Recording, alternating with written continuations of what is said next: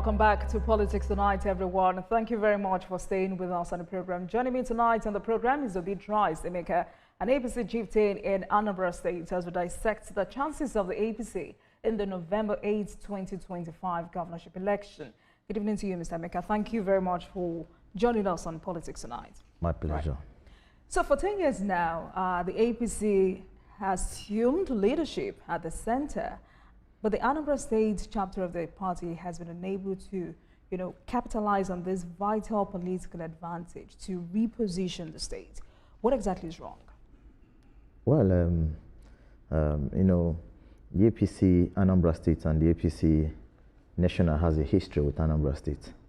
Anambra happened to be the first state where the APC had a political election after its merger in 2013, the Anambra State 2013 gubernatorial election. And if you understand the dynamics of the politics of then, it was more of a tribal-related politics. So the APC Anambra felt the weight of the whole propaganda against the APC on the merger when it was formed. The whole propaganda of the APC against the APC was hit on the Anambra APC. They were attacked, different kind of names. They were, practically weakened. So we have been trying for many years to get rid of that label that we had during that 2013, unfortunately by APGA, and jump back to our feet. And we feel this time we have gotten over those labels, we have gotten our house together, and finally this is our time and this is our year. So would you say there have been some undeniable socio-cultural factors at play? Yes, certainly. Like I said, anybody who has been studying Nigerian politics, especially the national politics since 2015, we understand there's a lot of, it has been more of, let me say, ethnic and religious kind of politics. There is a schism between the two political parties. In the Southeast, we might say, oh, this APC is not our party. They are not culturally aligned to us. They are from this set of people. So who takes the blame for that? The politicians. That's what I'm saying. It wasn't. Those things arose in 2013 by APGA's desire to win the 2013 political election by all costs. So they created various ethnic-laced propaganda against the APC Anambra. And because we were the first to go for election during the merger, we had the heat of that propaganda and we're wriggling to get out of it. But we think we're out, and our people have seen that there is nothing different. It's just a matter of, politics, labeling. We are all brothers, and they've also come to realize that the APC has more, have benefited the Igbos and the Anambra people more than any other political party in the history. You can see the second Niger Bridge, you can see the Enugu Onitsha Expressway. When you put it side by side by other political parties, people can now properly differentiate and say the APC has actually been beneficial to us than any other political party. So for you, it's been a leadership problem? For Anambra APC, no, it's not a leadership problem per se. It has been, propaganda is a very dangerous thing. It gets into the psyche of people. And I said that because there are those who have said, under the right trajectory, APC Anambra should be maximizing her electoral capabilities and tapping into the political relevance of the party at the center. So that was why I wanted to know if it was a leadership problem. No, definitely not a leadership problem. Like I said, propaganda is gets into the psyche of people. They leave that, those propaganda, they often see that to be the reality. Meanwhile, it is not. So what APC Anambra has been suffering for years is just a propaganda problem. But we have gotten our issues, our house together. People have evaluated, people have had more time to evaluate that propaganda of many years and, make a distinction and to say, no, we can't continue to, fed these lies that these people are not our brothers, they do not represent us, they are different, they are trying to antagonize us. Meanwhile, every form of advantage, every form of benefit we have received for government in the past 2 decades is from this political party. So that cycle, we're able to defeat that cycle, and we are energized for what is coming on in November of 2025. That's very interesting, but what has changed about the APC now in Anambra State? The APC in Anambra State, the APC in Anambra State is the only opposition party existing in Anambra State. There's no more PDP in Anambra State. There's no more Labour Party in Anambra State. The only opposition party in Anambra State today is the APC. and that shows our, Someone said that's you deceiving yourself. No, it's a fact. You can call it, you can make your research. The PDP There's no Labour Party in Anambra. There is no Labour Party in Anambra State as I speak to you. There might be tomorrow, but as I speak to you now, there is no Labour Party, there is no PDP. The APC is the only opposition party in Anambra State, and that shows the strength of what we have been able to withstand over the years. We are able to grow and understand, because when people talk about Anambra State, Anambra have been ruled by one party since 2006, so it's not difficult. But we have withstood that pressure. We have learned and we have understood the dynamics, and we have grown up to understand what the game is, and we are prepared for what is coming now. So talking about whether it was a leadership problem, because we remember late Senator Ifeanyi, God rest his soul, he was a driving force in Anambra State. Many saw the effort he was putting into making sure that Anambra APC, quote unquote, resurrects and attain some political relevance. Well, there are some of you who have also said there's been history of internal sabotage of party candidates, of party leaders, personal interest here and there, greed of APC and Anambra stakeholders and members in the party was eroding those efforts. I do not agree. Every political party, in fact, when you have more than 2 or 3 people gathered in any group, there's going to be internal conflict, there's going to be disagreement, there's going to be different issues, but that is not peculiar to Anambra APC. It is certainly what you see everywhere, and we have been able to manage our situations better. We have had that internal conflict in 2017. We resolved and went to the election and came second in that election. We went into 2021, had that same issues. We came back together and competed fiercely, and it is normal. It is normal in every human engagement to have disagreement. APC Anambra has its own fair share of disagreements. We come back together, we reorganize, and we put our house together and compete fairly. So Basile Ejidike, Ejidike, our state chairman. Chairman of the party. Yes. How committed is he to repositioning Anambra APC ahead of this election in November? Well, I know Basile Ejidike as a grassroots politician who has over 3 decades understanding of Anambra politics. He has been there for a very long, and as the chairman of our party, he has put enormous effort to see that the party is being sustained. Right now, I know we have validated all our wards, all the whole 326 wards in the state have been validated. We are sure this is our executive, we are sure this is our members. Our whole ward activities are very active at the moment, thanks to the leadership of Basile Ejidike. And we are going to the next phase. And the next phase is to communicate to India Anambra that here we are, this is our programs, and this is what we feel we are best suited to guide you from that why you should vote for us in November 6, 2025. So Basile Ejidike has been a strong pillar of the party. He's intelligent, and he understands the dynamics of the Anambra politics. It was important to hear that from you, because some of the party members who say successive leadership and stakeholders of Anambra APC have not shown genuine concern and commitment to repositioning the party for success. And that's why it looks like the president and the national leadership of the APC had always ignored Anambra APC. Well, everybody with their own worldview and their viewpoint. But for me, the leadership has always done what it can at every given point. It's not a compulsion that you must win every battle you go into. That we do not win other past elections is not due to leadership failure. We gave it our best. We tried, and it didn't work for us. But now we have, when it's just like iterations. We have been iterating different strategy over long, and we feel that this time we have gotten it right. So it's not just leadership. It's not we don't have a leadership problem. The leadership has been given its best. It must have been great to see Ganduje in Anambra State. Yeah, sure. Our new party office, which was donated by Sampo Chukwuma, a befitting party office, and which I joke and say this is like a sign that we have moved out. The sign of things to come. For years we have been stuck in one tiny office somewhere around the commercial center of Oka, the state capital. But now we came into a larger office, courtesy of Port Chukwuma, which gives the party. He donated the secretariat. Yes. To the party. Yes, actually a very large secretariat. So that automatically makes him the candidate of the APC in this governorship election.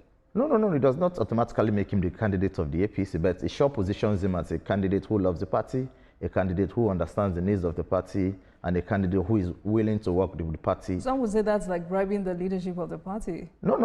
Every member of the party, including myself, I've been a member of that party, of the party since formation, and we've all cried for a befitting secretariat. If you go to the other secretariat, I'm not sure you'll be willing to sit down there. But you see, this new secretariat is just like your studio. It's an art, is a state-of-the-art secretariat. It will contain hundreds of party members, and it sits at the center of the state capital, directly opposite the government. But that's not the only thing he has done.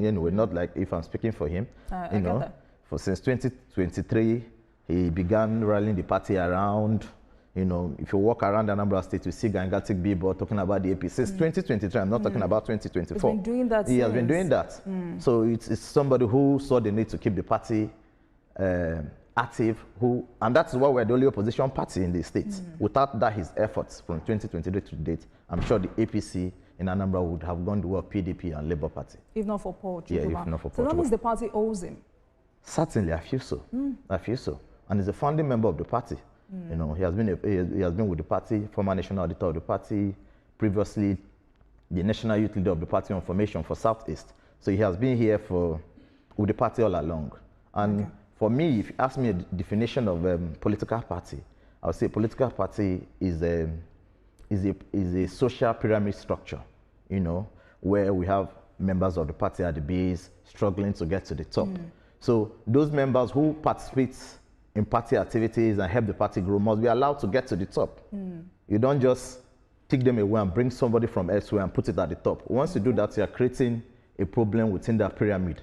And an insurrection will begin and you destroy the party.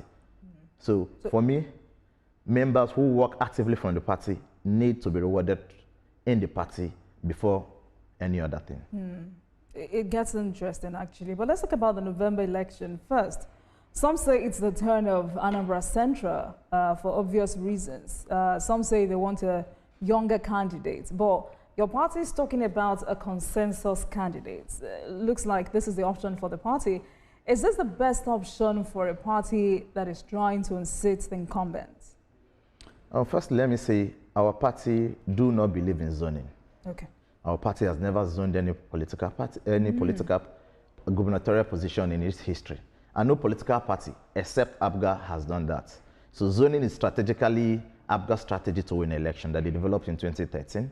Nobody in Anambra sat anywhere and agreed there's going to be zoning. So there's nothing like zoning in Anambra. It's APGA's thing. And we permit them to do their own strategy the way we say it. For we in the APC, we believe that every candidate who is qualified should be able to run and compete in the gubernatorial election. Come and compete against, sell yourself to the people, to party members, and if they trust you enough, they should be able to vote for you. We do not believe it's the turn of any political zone. It's not the turn of Anambra South, it's not the turn of Anambra Central, it's not the turn of Anambra North. It's the turn of a candidate that understands the needs of Anambra at this point, that resonates with voters and resonates with the party members. That is the belief of Anambra APC. We have never zoned any political the gubernatorial position, ever. We have not done that. So what does the consensus candidate mean? In 2021, we also had this talk about a consensus candidate. The party wants to have a consensus candidate. At the end of the day, it didn't work and went to the polls, the primaries. So consensus candidate is good. I believe, I support that idea. In fact, I believe it's already late now also. I've been shouting for a consensus candidate for the past 3 years, that we need to start early to have a consensus candidate, conserve, fund, strategic in our engagement, but right now, why the idea of a consensus candidate appears to be, interesting. Do you support that idea? If we could build that consensus, if it's not somebody walking in top in a room and say, oh, we have agreed that this is the consensus. But that's what consensus means. No, consensus has to be, there has to be agreement within the people, the stakeholders. There has to be an agreement. And if we can reach to that agreement, fine. But I'm a bit at loss how that will happen, being that many candidates have put in their money, put in their efforts over time. But I wish it could happen. I pray it could happen. I mean, if it didn't work in 2021, what's the guarantee that it would work now? I don't know anything. And if there's no harm in trying. So thank you for talking about zoning, because I had already thought that Anambra had an unwritten zoning arrangement for the governorship position. And that's, I mean, this rotates between the 3 senatorial zones in the state. But the politics of Anambra State has, I mean, enjoyed relative sustainability, or stability rather. But stakeholders from Anambra State say someone from the zone, from the south, is the only person who can wrestle power from the incumbents. So does it not bother you that anything outside of this may be the party shooting itself in the leg? Well, let me start by saying I'm from Anambra South. Okay. And I've never argued for zoning. I've argued for competence. And zoning works in states or in communities where there, you know, there's a kind of division, maybe ethnic division, religious division, or whatsoever. And you need to make sure that the political leadership is rightly balanced, not to offset any group. But Anambra is a homogeneous society, state. You know, we have no division. In fact, we are all culturally similar. The whole about 171 towns in Anambra, we are culturally similar. You cannot even differentiate between the boundaries of Anambra South and Anambra Central. In fact, I'm from South. The next town, just about the town I share boundary with is in Anambra Central.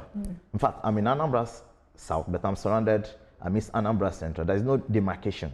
So those things do not matter in Anambra. We are culturally similar, we are homogeneous, and there's no political tension arising from you know, whether you go south or you go this. There's no political difference that needs to be balanced. It's just matter of competence, matter of driving growth in Anambra, matter of prosperity in Anambra. So zoning is always a trick raised by politicians when they are trying to, you know, just corner the advantage to themselves.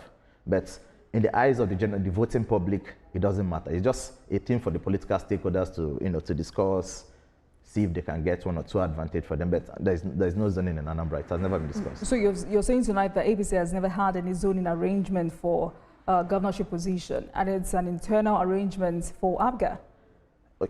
Certainly. In 2013, APGA's candidate was from Anambra North. APC's candidate was from Anambra Central.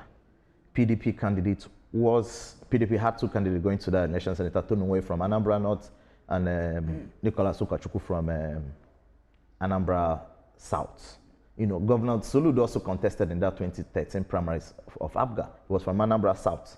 You know, and we said APGA had zoned that ticket to North. Soludo contested but was disqualified, not because of zone, because of some other reasons. In 2017, APC primaries, you have the likes of Senator Anduba from Anambra South competing, Tony Nwoye from Anambra North. It has never been about zoning for the APC. And the public secretary of the party and the party has released so many publications saying, look, we don't do zoning here. Zoning is not our thing. Every candidate is willing to. And it's the same thing for the PDP. Zoning is just a strategy APGA created in 2013, you know, when it was Don't you think it has worked for APGA? It has worked for APGA, and it is wrong for any party. Yeah, it has worked for APGA, but it's wrong for any other party to fall into that strategy. You can't use the strategy of your opponent. You have to develop your own strategy, look at the dynamics. For instance, if somebody from Anambra South says, oh, I'm going to run for the gubernatorial position, what is he going to say based on zoning? Is he going to say he's going to complete the 4 years of Governor Soludo? Or is he going to say to somebody, oh, I'm going to do only 1 term? Nobody's going to believe that. So it's a wrong strategy for us. If you're competing, compete on your competence. So what exactly is your concern about the idea of a consensus candidate? Well, I'm not scared about a consensus candidate. I'm just saying that, you know, the primaries is just... But are you bothered that it may plunge your party into crisis if not handled properly? Well, the idea of consensus candidate is not going to be forced on anyone. If the stakeholders do not agree, we go to primaries. I'm not sure the party is going to push through a consensus candidate. If they push the idea... But it looks like some of the aspirants are happy with it. Sure, everybody is happy. We want money conserved during the primaries and channeled strategically during the election. Nobody wants this fund to be wasted. But in the case where we cannot agree on a consensus candidate, then we'll have to go to the primaries. All right, but again, is the APC worried that it may not be able to conduct a free and fair election, primary election this time? Well, I don't think that is an issue. Our party has always had, in Anambra, has always, you know, conducted the free and fair primaries, and we had one in 2017. I'm not sure there's any primaries in Nigeria that beat what we had in 2017.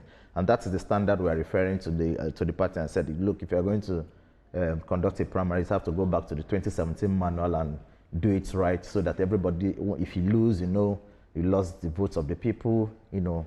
So we're just referring back to the 2017 primaries. We have done it before, and we believe we can do it again. So it's not something new to us. Let's talk about the candidates. What kind of candidates do you think would is capable of stopping the re-election of Professor Soludo? Well, you know, Anambra is a state that values education. You know, it's a state that values intellectual, you know, contributions. So we're looking for a candidate who has both that high educational qualification, that's intellectual soundness. The incumbent is a professor, after all. Is that? I said the incumbent is a professor. Yes, he's a professor. Though people these days say, "Oh, we're tired of a professor governing us," but we already know the standard Anambra people want. Whether they are tired of professors or not, they want a very highly educated person. Okay. We want somebody who is intellectually sound, and we want somebody beyond that who understands the local dynamics of Anambra problems. Okay. So that's the kind of candidate in the Anambra are looking at. Somebody who is sound, educationally sound, you know, but, you know, he's a homegrown product. He understands the dynamics of problem. You're not going to be giving us some textbook theories of something that happened in Malaysia, happened in some other countries. We want you to understand that. What do you understand are our local challenges? What are the local solutions to these problems? All right. That's the kind of candidates we're looking for. All right, let's take a break, and when we come back, we'll talk about the local challenges and whether or not APC stands a chance. We'll be right back, everyone. Back to Politics Tonight, everyone. Thank you very much for staying with us on the program. Tonight, we're dissecting the chances of the APC in the November 8th governorship election in Anambra State. And I've been speaking with Obi Emeka, an APC chieftain in Anambra State. Thank you so much for staying with us on the program. So, before we went to that break, we were talking about the kind of candidates the APC would need to unseat Professor Soludo. You talked about intellectual capability. He must be sound. He or she must be sound and knows the local challenges. But some of your party members say it's time for a young candidate. They say it's time for the youth of Anambra State, and that they were done with older candidates. Someone like John Bosco Nonko, who's also an aspirant, is saying a young person who is of no questionable character, a youth who is a unifier, would be a better candidate at this time. Well, I agree with him, and but you know, the definition of the definition of the word youth might vary. You know, I take one definition from Robert Kennedy. Said it's not a time of life. You know, it's just about the willingness to take risk. That is what defines the youth. And I agree that we need somebody who is willing to take risk, somebody who is adventurous, somebody who, the developmental approach in Anambra for the past 2 decades has been very pedestrian. So we're looking for a candidate who is going to take risk, who is going to be adventurous in implementing policies and ideas. If that's the definition of the youth, what it means, they mean by a youth, yes, certainly, yes. You know, I don't think personally age has anything to do with leadership, even though I think every candidate of the APC now can be classified as a youth. You know, John Bosco, every aspirant, John Bosco, every aspirant. John Bosco Anonkwa is almost the same age with Paul Chukwuma, and almost not too far different from Chukwuma Moji. You know, I don't know if Professor Dikor, but I'm not sure he's far behind. So, he's 60. Oh, he's 60. Wow. Okay. So I think that means that the other candidates are within that definition of a youth. So if it's that case, I think all of them should be classified as a youth too.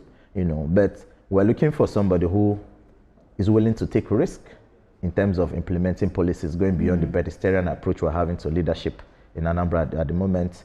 Somebody who is adventurous, because a leader must take risk. He must take risk in policies. He must take risk in ideas, and he must take risk in every aspect of leadership. You can't succeed as a leader doing what every other previous person has done. You must change the gear at a point. So we're looking for somebody who has that mindset to change the gear, and that person must be youth in mind, not necessarily a youth in terms of age. All right. I mean, I wonder what you mean when you say there is no Labour Party in Anambra State. You must have forgotten the Peter Obi factor. George Mogali, for instance, is now with the Labour Party, and that's like the pioneer. I mean, that's the pioneer national auditor of the APC. He says he moved because APC is not sellable in Anambra State, and he might be wasting his time contesting under the platform of the APC. So if a strong character such as that leaves the party, how do you intend to convince Anambra voters that the APC is serious this time? Well, let me repeat, there is no Labour Party in Anambra, and I'm saying with all certainty. There might be candidates who is hovering around the Labour Party. Hovering around? Yeah, hovering around. But there is no Labour Party. I'm not sure Labour Party Anambra has held a meeting in the past 1 year. You know, there are candidates, there are people who are stuck in Labour Party because they're in the National Assembly, as lawmakers, they are just stuck there. But the party in Anambra at the moment is non-functional. So, with all due respect to Dr. But Azomchine is confident that obedience will determine the next governor of Anambra State. I don't know where his confidence is drawing his confidence from. There are two the Anambra gubernatorial election. Isn't that the same confidence APC has, that it will unseat Professor Soludo? Our confidence is rooted on data. It's rooted on evidence on ground. What data? I'm saying the political party does not exist. So how are you going to win when you do not have a functional local party in the states? You don't have any ward representative, you don't call meetings. So what kind of magic are you going to do? You think the dominance is waning? It has waned, not even waning. It has waned. There is no Labour Party in Anambra State. So how united is the APC in Anambra State? I feel at the moment, from my history with the party since formation, the party is more united than ever. Gone are those days where during gubernatorial primaries, we had candidates attacking each other's, going for each other's jugglers, you know. The candidates or the aspirants are all taking a measured approach this time, understanding that unity is most paramount. You know, they understand that even though interest and political interest might differ, the goal is to have the APC at Agwaka. So the party is doing all its best to make sure that we have a united front this time, and I think it's working. Because Professor Okonkwo was with me on the program last night. He says he's the only challenger to the second term of Governor Soludo. He says he has known Soludo for decades, or they've been friends for decades, and is the only aspirant who can stop his re-election. You know, you also have former rep member Chukwuma Umeoji, who has, you know, shown some level of seriousness by purchasing his farm. From your record, how many aspirants does the APC have at this time? I think at the moment we have about 5 aspirants. We have for Chukwuma, we have Nicholas Okachukwu, we have John Bosco Onunkwo, we have Professor Obiora Okonkwo, and we have John Bosco Onunkwo. That is the aspirants we have at the... Are you expecting more? Well, our party is used to having a lot of aspirants doing primaries. So the more the merrier. We want as much as possible. Money politics and the Nigerian electoral process. How much influence does it have on Anambra elections? Well, I will not say Anambra election. The money politics is Nigerian election. It affects everywhere. I mean, because November 8th is a day for Anambra to elect a new governor. So that's why we're focusing on Anambra at the moment. How much influence does it have on Anambra elections? Let me say, from my knowledge, money politics influences the gubernatorial primaries. It plays a significant impact on who wins a gubernatorial primaries. However, my knowledge of the main election is that Anambra State has one of the have very enlightened voters. Money might appear to be motivational factor, but not really. They vote their conscience. They might take their money from you, but they vote their conscience. I can see that for a large percentage of Anambra voters. I think that's why they've been voting Abga. No. It's not why they've been voting Abga. You just said they vote their conscience. No. Abga, if it's about money, Abga spends everybody at the polling unit. If it's about money, Abga spends everybody. In fact, they started spending in 2013 when other parties could not have even afford it. They have been spending since 2013. It's just the dynamics of every election is different. They have been lucky to sail with the wind of the dynamics of every election, and it goes their way. But this time is likely not going to. So APC also spends money, but not as much as Abga spends. Is that what you're saying? I'm saying every political party does a kind of spending money. Spending money does not mean purchasing votes. Spend money strategically, mobilizing people. Every party spends money for political elections, not just. So generally speaking, we'll come back to Anambra in a bit. Generally speaking, money politics. What's the impact of this on Nigeria's electoral process? Well, for me, the major impact of it is that if you don't have money, you will struggle to make it in Nigerian politics. And it is not the fault of the politician. It is also the fault of the voters, because you can't go to the voters and speak and go, they will laugh at you. I speak from my many years in grassroots politics. I got into politics as an activist, and when you walk around, everybody's asking you for money. You speak, make a lot of noise, speak policies, motivate them, they will sing and shout for you. But if you don't drop money, that's the end of you in that spot. Nobody's going to take you seriously. So it is the two-way thing. And that was why I asked if APC stands a chance. If you say APGA outspends everyone at the polling unit before and during the election, so what makes APC, I mean? No, I told the Anambra voters are enlightened voters. And I said money do not determine how Anambra voters vote. It's a general statement. It's not like Anambra voters do not take money, but they're also enlightened voters. And we are looking at the dynamics of their states, where the states, Anambra states, that should be competing with Lagos, appears to be far lagging behind and competing with some northwestern states in various serious economic indices. So we're looking at, they understand that this gear needs to go. Gone are the days where people will be advertising road construction as achievement of government. Government should be looking at the broader picture. This year, this time of information, this fourth industrial revolution, Anambra State should be commanding leadership in the southeast and the south-south. So Anambra voters are going to make an enlightened vote in November 8th and ask, should our state still evaluate governance, our major metric for performance be road construction, or should we be looking for something deeper? When you graduate in Anambra, your dream is to migrate out of Anambra to go and search for a job. We're saying these things need to end. We need to retain our local talents. We need to retain our local skills. We need to retain our, our intelligent ones to, lead and that prosperity. So they will make enlightened So what's your assessment of governance in Anambra State? For me, for the past 2 decades, governance in Anambra has been very pedestrian. Very, very pedestrian. Anambra has not attempted to compete where it should compete. The basic metric for when somebody from Anambra tells you, oh, this person is performing, it just means he's constructing few kilometers of road somewhere.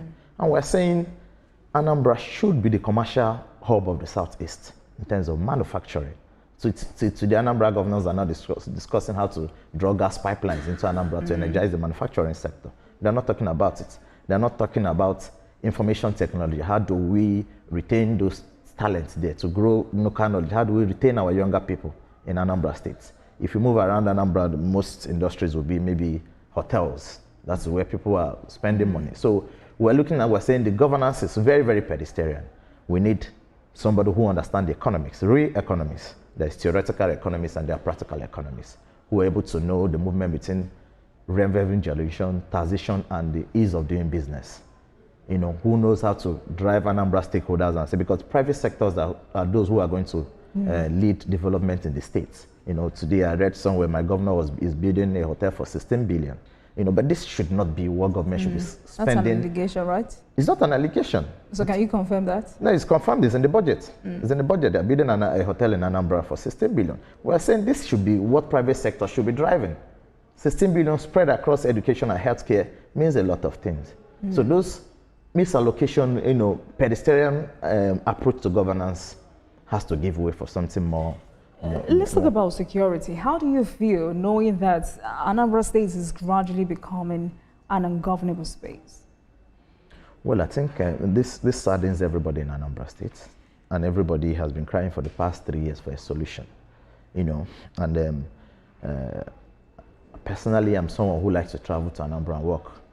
Just 3 years ago, you could walk from 2 o'clock in the night. You can drive from Ihiala back to Oka around 2. You are not scared of anything. And within the space of 3 years, Anambra has turned to something that you now have to say your prayers repeatedly every 30 minutes to be sure that you're working. It gives. There are those who have said insecurity started before the administration of Professor Soludo.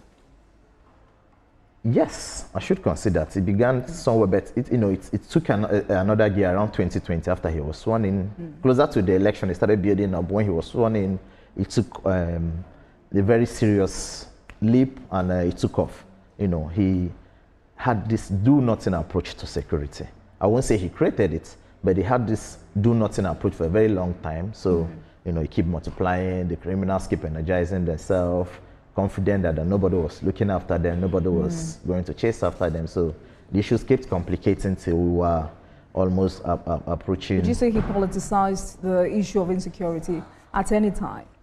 Well, I like to take security personal, so I won't like to make that statement that he politicized security, but I said he took a do-nothing approach for a very long time.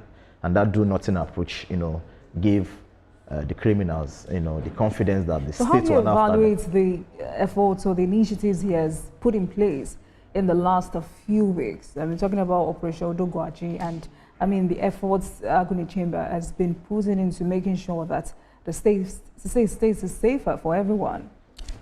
I think it's too early to even pass because this is just 3 weeks.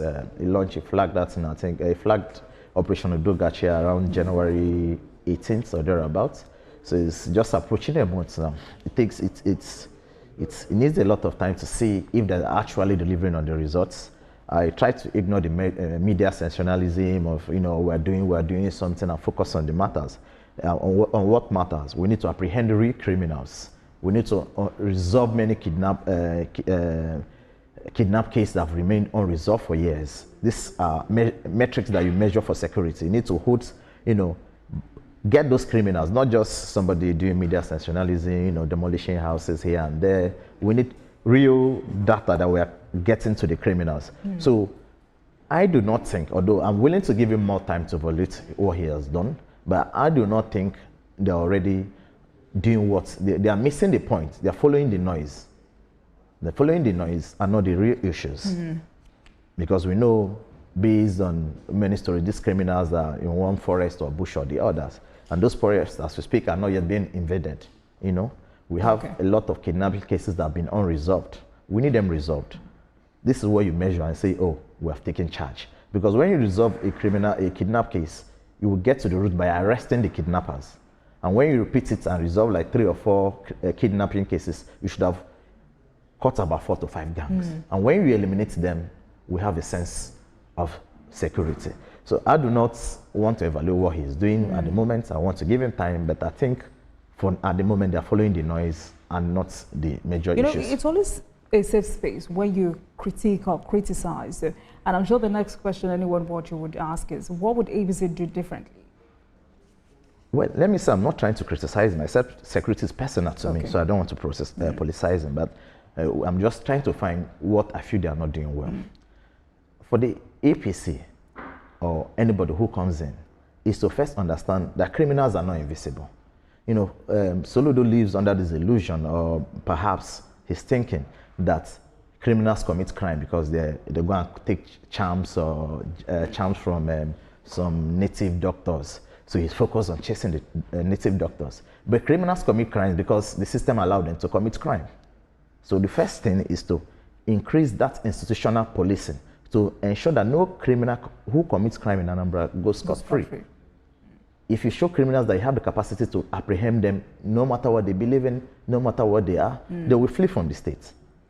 So they need to increase that institutional policing using technology, have a database where you can you know, because most of these criminals are repeat offenders. The one who commits a crime here commits it in the next place. So you have to have a database. Maybe Lagos tried to do a forensic lab. Anambra can borrow something from that. Have a forensic lab where you keep a database for these criminals. Enforce monitoring, intelligence gathering, CCTV camera, community policing. You know, it's not matter just show of force. Show of force is good. It sends its own message. But you also have to deepen your intelligence network to make sure that you can route out any criminal wherever they are, whatever they believe in. And once we can do that, I assure you that Anambra. All right. So the primary election is between March and April. What do you have to say to Anambra voters? Well, my say to Anambra voters today, primary elections. When is it? To Anambra voters, primary election is basically a party thing. Or when is the primary election of APC? APC will have its primary election. It's between March and April? Yes, April 2nd to 5th. All right. Okay. So what do Anambra voters look forward to after the primary election? Oh, okay. After the primary election.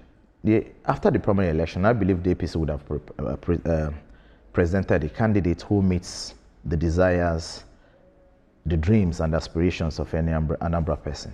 You know, every Anambra person is determined to have a state where he can, Anambra state of his dream, you know, where he can meet his aspiration without migrating out of Anambra state. And I'm sure the APC is going to present a candidate who meets that dream, their dreams and aspiration, who is meaning to take governance to the next level. You know, governance, security-wise, infrastructure-wise. We're not talking about road construction.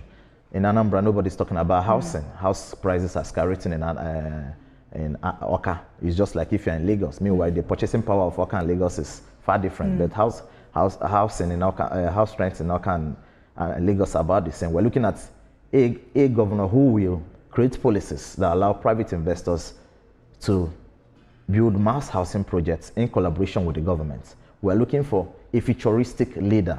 Okay. And that is what the APC is looking at. APC wants to take Anambra out of this pedestrian leadership and incite it, give them something different, something futuristic. All right, I'm sure we'll have this conversation again, and especially after the primary election. But we wish your party all the best. Obi Trice Emeka is my guest tonight, APC chieftain in Anambra State. Thank you so much for coming on Politics Tonight. Pleasure. Thank you very much. And thank you so much for watching, everyone. That marks the end of today's episode of Politics Tonight. But you can watch the repeat broadcast of this episode at midnight. Get in touch with us on our social media handles, Facebook, Instagram, and X at TVC News NG and at Olajumoke using the hashtag Politics Tonight. We're also on YouTube at youtube.com/TVC News Nigeria. I am Olajumoke Olatunji. Good night, everyone.